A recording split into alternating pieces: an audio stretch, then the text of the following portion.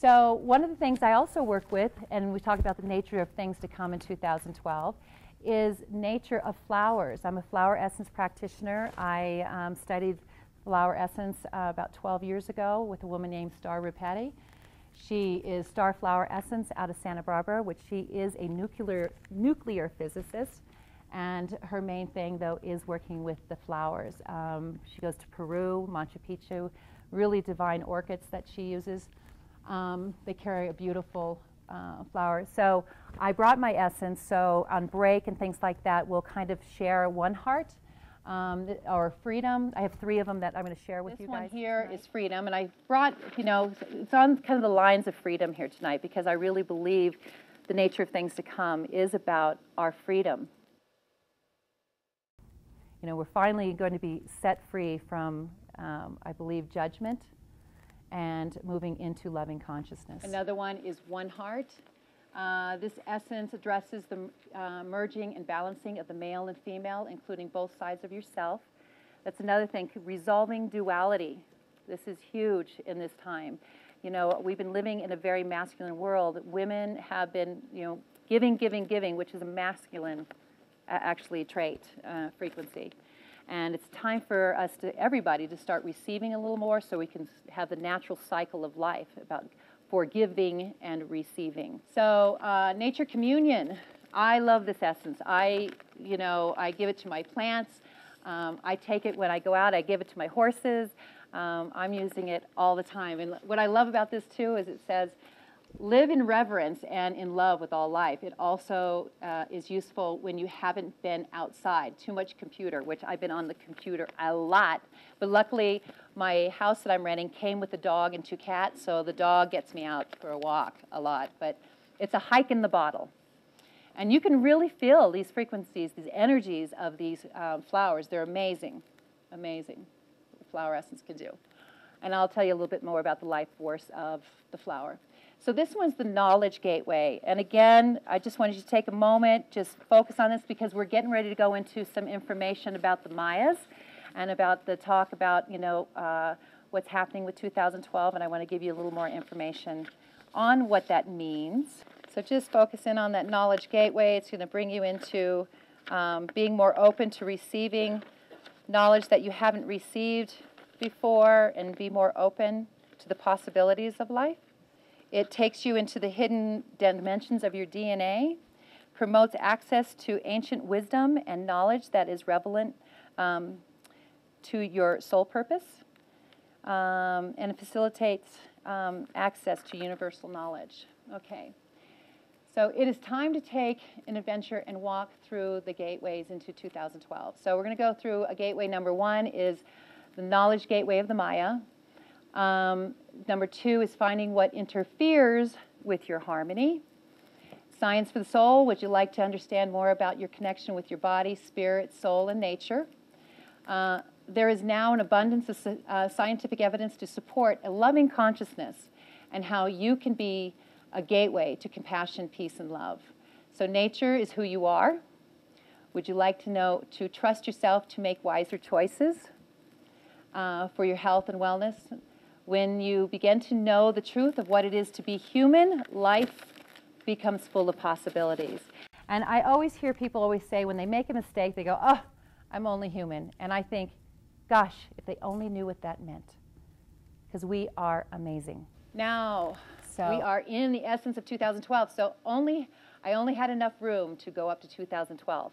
Ha! That'll freak somebody out someday.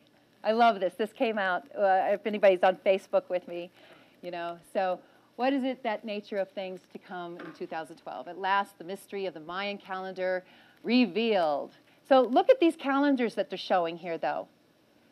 These stone calendars actually, this is what everybody thinks is the long calendar, the calendar that tells you that, that the calendar is ending. Is this a Mayan calendar, or Aztec?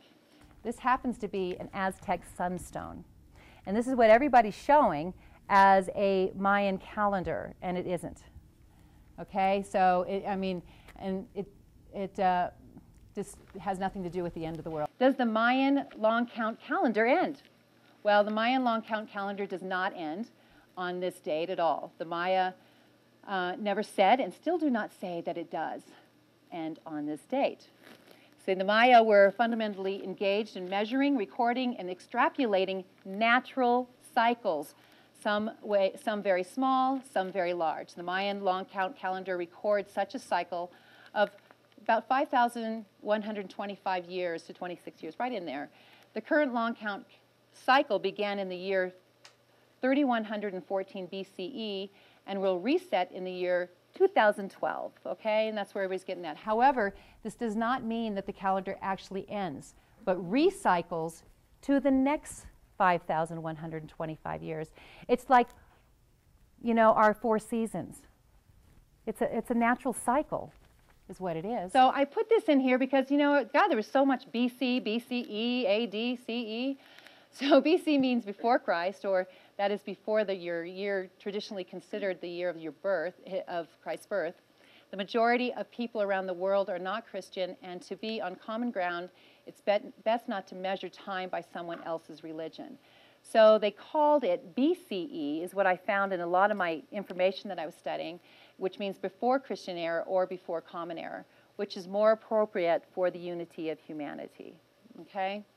Instead, the long count calendar cycle included durations have been derived from contemporary Mayan culture, researched based upon information found on a stele, which is a standing stones, and other stone artifacts and monuments found across the remains of the classic Mayan site. So this is a stele. I don't know, see, I put a little diagram because there's a drawing. I don't know if you guys can see in the center of that. And that's what a typical one, you know, that they have, which they haven't found many of these, but we'll learn more about that. Okay. There is very little documentation left on the Mayans. Most Mayan culture was recorded on tens of thousands of beautifully created and folded parchments known as codices, illustrated in the glorious color over hundreds, if not thousands of years, containing a vast source of information about the Mayan cultures and systems.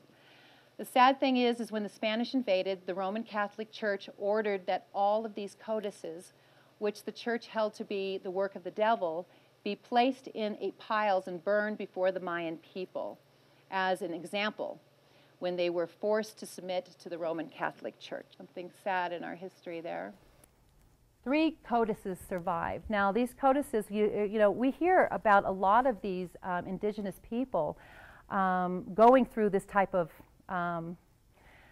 devastation with their lives and their world and their culture and everything through religion being brought in. And so each time, a lot of times, we're able to find some really great information because luckily someone takes the most important part of their culture and runs off with it and hides it. So there were 3 codexes that were found, and they actually were named after the areas in which they are in these places. So they're in the Dresden Codex, and this is the Dresden Codex right here, the Madrid Codex, and the Paris Codex. So the 3 codexes alone contain vast information about the Mayan culture. So we can only imagine what we could have learned from all of them instead of having to you know, look upon worn out information and the stones and everything. So what can we learn from the past? Well, is the Mayan calendar what's important today, or the history of humanity? This is what you know, when I started studying all this to find out what was going on, what it showed me is we need to look at ourselves. We need to look at humanity and say, why are we where we are today? And what is it that we need to change? And that's what I'm saying here. So have you been conditioned to fear change? You know, is that some of our inner interference that we have?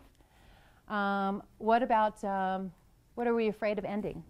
You know, so we're coming to an end of the cycle. What are we afraid of ending? I mean, we see in our world today, you know, when I asked you earlier, are you guys afraid of the economy? You know, that whole structure is changing, huge, and it needs to change.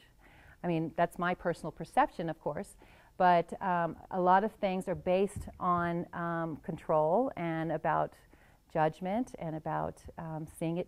You got to see it my way, okay? Before moving on, let's be absolutely clear about the Mayan calendars. It does not represent the date 2012 as either the end of the world or the end of the calendar, but rather the end of one cycle and the beginning of the next. Actually, even this is not strictly accurate since all cycles are continuum. Okay, so source itself, constantly eternal life. Our universe, our planet, and the human race. Life continually seeks expansion. Growth is an aspect of the time that is inevitable and is a natural flow of energy from one form into another, higher form of expression. So our universe, our planet, and the human race is rapidly evolving to a new form of expression, and the signs are all around us. Do you guys feel it? You know, I asked you that probably earlier. We all well aware of the profound changes in our planet, atmosphere, and the changed weather patterns. What we are not so aware of is the amazing number of changes taking place elsewhere in our solar system. So Earth changes. The natural cycle of things to come in 2012. Earth, the magnetic field strength is weakening and the north and south axis is shifting. The Earth has changed shape from being slightly egg-shaped to more of a pumpkin-shaped. Flattening of the poles. The ice caps have thinned by approximately 40% in the last 30 years. We have the Earth magnetic field here. All right. Our sun has a magnetic field strength that is 230% stronger than it was in the 1900s, and it is demonstrating frenzied activities in terms of solar flares and sunspots. Now, I've been studying a lot on the sun changes and everything. I constantly have a friend here, I don't know if you guys know Carolyn from World Homeopathy. She sends me things that are happening whenever the flares come out and everything. So Venus, Mars, and Jupiter. Venus is glowing much brighter than has been known. Mars' atmospheric density has risen by 200% since 1997, and the ice caps on Mars melted noticeably in just 1 year. Jupiter has become so highly energized that it is now surrounded by a visibly glowing donut tube of energy in the path of its moon. Io, Jupiter's magnetic field, has more than, I think it was doubled on that. So Saturn, magnetic field strength is increasing and the polar regions are brightening. Uranus appears to have a magnetic pole shift of 60 degrees. Neptune has 40% brighter in infrared since 1996, 100% brighter in some areas. And Pluto has experienced a 300% increase in atmospheric pressure since 1988 and is darker in color. So it's happening everywhere, not just here on Earth, you know. And we talk about global warming. Well, you know, everything. So it's not, it can't be just human nature changing things. So the Earth is not alone. It is not changes, and the Maya understood this. So the Maya also had a very deep understanding of the eternal cycles of the universe. So, and then we talk about the galactic center, because that's one of their main things. So while modern scientists endeavor to realize the cosmos' logical, rational ways, the Maya observed the galaxy from the perspective of nature. Okay, they didn't put all this other stuff, measurements and everything by. So to record their observations, teach the Maya populace, and above all, to create and maintain their calendars, the Maya associated different aspects with their gods, which were not deities for worship in the religious sense, but rather held a much deeper significance. The galactic center. So a lot of people are going, oh, there's no galactic center. Well, the Mayans, they measured it by the sun. So the Maya associated their gods with this cosmic feature and events, also mythically representing the underworld and the process of death and rebirth, which of course is directly related to everything related to 2012 and the transition process. The Maya also used the sun to reference the central point of our solar system, and one that can be used in conjunction with Earth and the plane of the galactic center to describe the galactic alignment, which according to the Maya will take place in 21st December 2012 and used as a focal point for both their long count calendar representation and the transition from one great age to the next. The infinite universe. All things are possible. The stars are cosmic energy engines that produce heat, light, ultraviolet rays, X-rays, and other forms of radiation. They are composed largely of gas and plasma, superheated state of matter composed of subatomic particles. Yes, it's amazing out there. Through the most familiar star, our own sun stands alone, but there are every 4 stars, for every 4 stars exist as a part of the binary system containing 2 mutually orbiting stars.